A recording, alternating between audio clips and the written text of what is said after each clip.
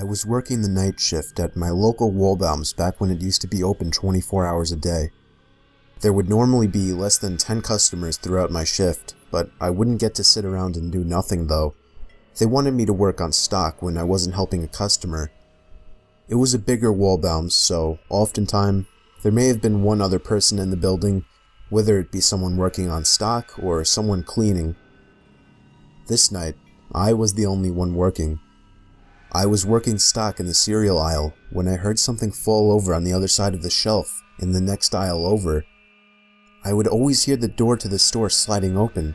It was the loudest thing ever, so it kinda caught me off guard that there might have been a customer in the building. Of course, it wasn't weird. Yet. Not until I looked to my left and saw a man standing by the edge of the aisle, shooting me a blank stare. "Do you need something, sir?" I asked him. No. Could you just point me to the eggs?" he said. He wasn't normal looking. His face looked weird. Not exactly ugly, just unusual. Like his upper lip kind of came out too far. Almost like a Simpsons character. I was a bit uncomfortable that I had to deal with ringing him up. I hurried to finish the cereal aisle, and when I was done, I began to bring the U-boat cart to the back room. I was stopped halfway when the same guy cut me off through the middle section of the aisle. I want to note this guy was probably in his mid-30s, and at the time, I was only 22, though I looked much younger. The guy stopped me and started trying to make awkward small talk. He started by asking me my name, how old I was, if and where I went to school, and why I was doing the night shift. His questions started to get weirder when he asked me if I went to parties a lot and if I had a girlfriend. I told him I didn't, and then he asked me if I've ever had a boyfriend while putting his hand on my shoulder. I immediately started walking away with the cart, but he followed me. I told him I wasn't into whatever he was thinking about. I went faster and faster until I finally made it to the back storage room. He didn't follow me in. I wasn't supposed to stay back there for extended periods of time to avoid customer theft. I decided it would be best to just wait for him by the register so that he would ring his stuff up and leave. But I waited there for at least 20 minutes. He never came. I decided he was gone, and whether he stole the eggs and something else, there wasn't anything I could do now. I had to go to the bathroom, so I took a quick jog to the back of the store and into the employee bathroom. Moments after sitting on the toilet, my heart dropped into my stomach as I heard the bathroom door open.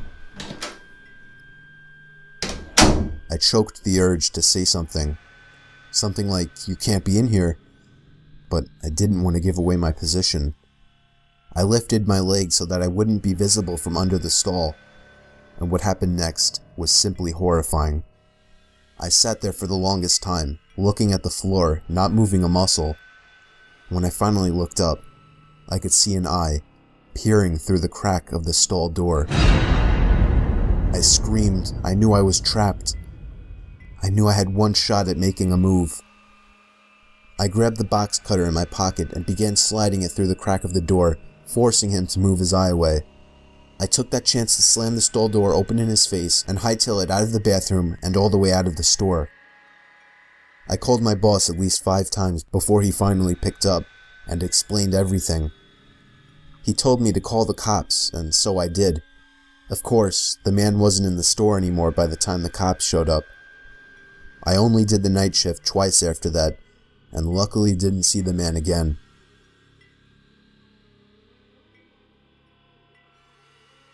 I used to work the night shift at a gas station on the side of some highway in the country.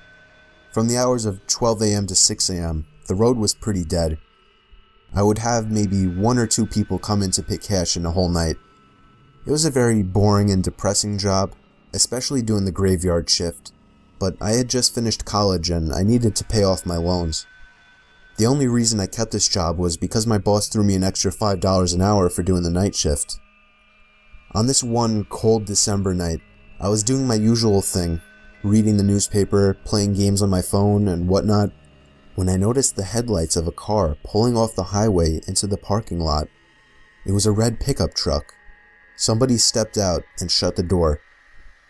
I went back to reading the paper as I saw that he was standing by the gas pump.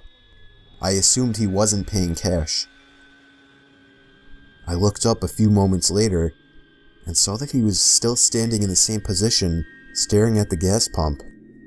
I almost felt obligated to go out and help him. He was obviously confused. I felt a cold chill run up my spine as I saw the 6-foot-something tall man slowly turn his head to face me. I couldn't make out any features of his face, but I knew he was staring at me. I tried to pretend I didn't notice by going back to reading the paper. Of course, I wasn't really reading now. I was a bit shaken by the guy out there. I just wanted him to pay debit or credit and leave. I looked up and gasped as the man was now much closer to the front door of the building. It wouldn't have been so disturbing if it weren't for the fact that he wasn't moving.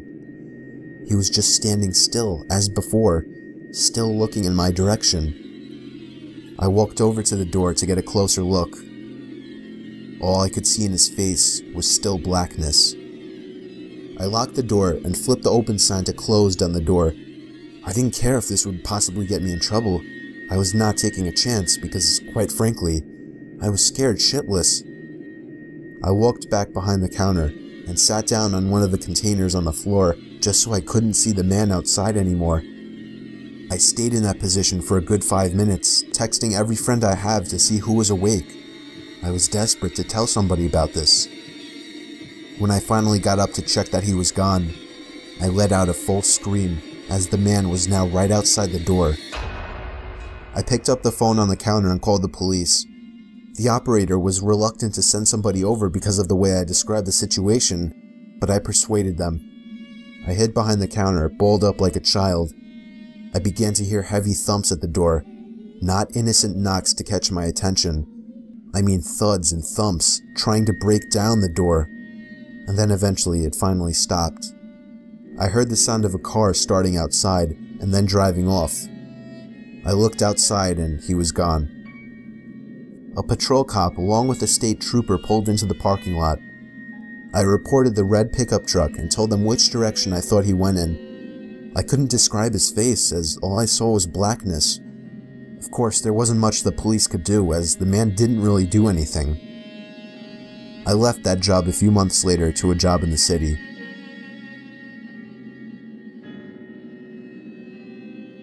It was 2 years ago. I was called in to do the night shift, 10 p.m. to 4 a.m. at 7-Eleven, since somebody called out. The store was located on a busy road in a rather quiet and rural area.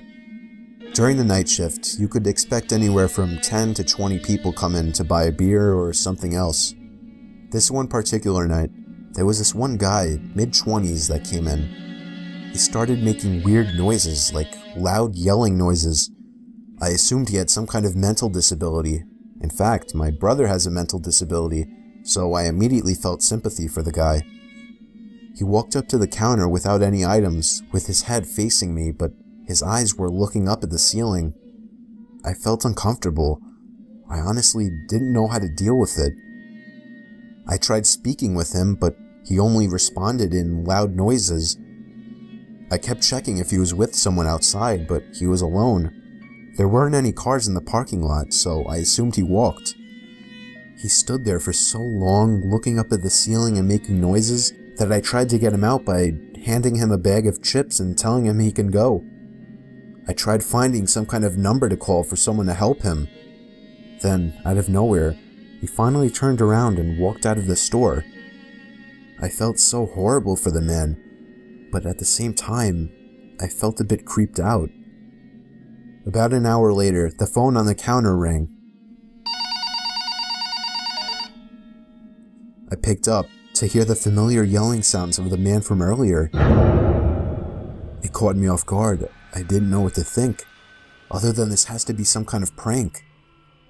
I hung up on them and was now becoming paranoid of my surroundings, constantly checking the outside through the windows. Come 4 o'clock, the person working after me came in, finally allowing for me to go home. It wasn't my problem anymore. I got home and threw all my stuff on the table, ready to get to sleep. but my phone rang within a minute after entering the door. I felt a chill run down my spine. Why would someone be calling at 4 a.m.? I could only imagine it was bad news. I braced myself and picked up the phone to hear the man again. I felt sick to my stomach as I listened to the loud noises he made. I struggled to slam the phone to the receiver. All night I felt like I was being watched, even with all the blinds shut. And I could swear I heard strange noises coming from all over my house. I refused to get any sleep until the sun came up. Weeks passed and I had forgotten about the incident, until one day, when going into the basement for the first time in a while, I found that papers had been scattered all over the floor, and when I went into the basement closet, I found writing on the walls. 7-Eleven had been written in Sharpie on the wall, along with the address to the 7-Eleven I worked at and my house address.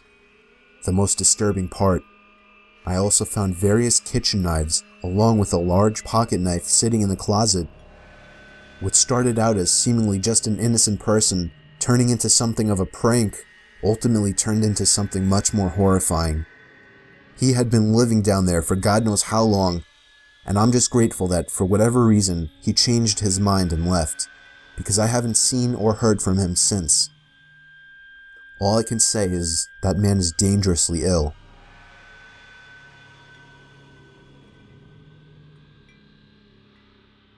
I've worked in the K-9 unit for 9 years, and I've worked my fair share of graveyard shifts.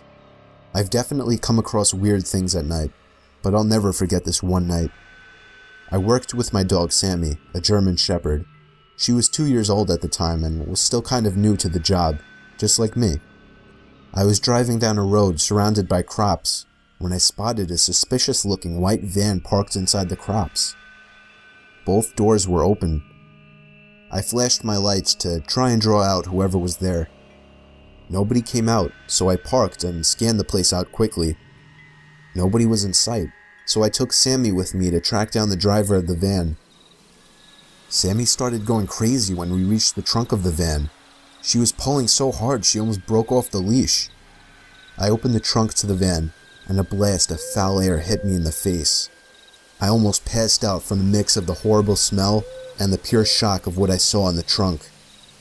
I counted 7 full body bags, each with a pair of feet sticking out at the bottom. I requested immediate backup with my radio. I heard the sound of a twig snapping nearby, and Sammy just lost it. I lost grip of the leash and she took off into the crops. I pulled out my gun and followed the sounds of her barking. As each and every crop hit me in the face, I felt as if something would reach out and grab me. I stopped when I could no longer hear Sammy's barking. But as I stopped, the sounds of movement did not. I realized I heard movement in all directions. I had never experienced such fear in my life. I stood still as the movement around me stopped. And then, out of nowhere, I felt 2 arms wrap around my throat. I couldn't breathe. I couldn't fight. I was going to die. And then, I heard the sound of Sammy's bark, followed by the scream of the man choking me as Sammy bit down on his leg. The next thing I did is something that I still question if it was appropriate doing to this day. I turned around and pulled the trigger, killing the man. I grabbed Sammy by the leash and ran all the way back to the car. I could tell people were following us from behind. I managed to make it to the car safely and drive a 1/4 mile down the road. I didn't stop to see which way they went. I didn't hold my ground. I fled like a coward. I cared much more about our lives than I did this job, and I'll still say that today. But it still pains me knowing how much of a coward I was. Backup arrived shortly, but the van was gone. I even failed to get the plate number on dashcam video, or even just writing it down. This was within my first few months on the force, but it made me feel like absolute shit for months to come. I, someone who was sworn to protect, let a van full of killers get away.